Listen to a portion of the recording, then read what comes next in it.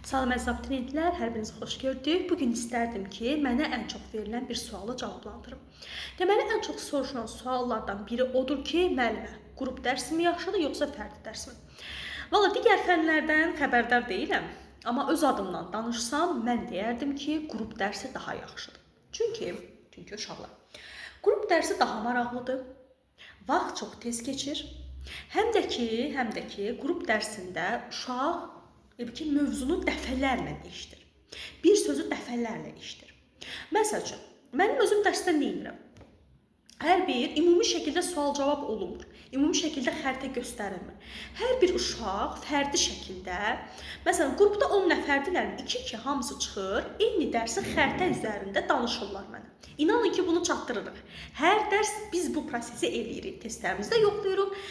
Bütün uşaqların hamısı xəritədə mənə dərsdə cavab verə bilər. Bəziləriniz bəlkə inanmazsınız ki, 1 saat yarım ərzində bunlar necə çatdırırsa, amma çatdırırıq həqiqətən.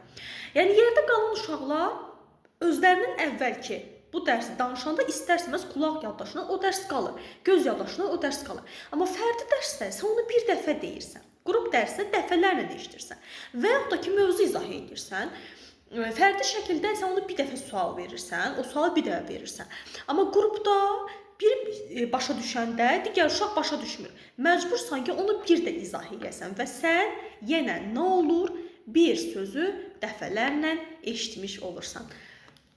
Yəni, mənim fikrim budur. Bu qədər. Diqqətiniz üçün təşəkkür.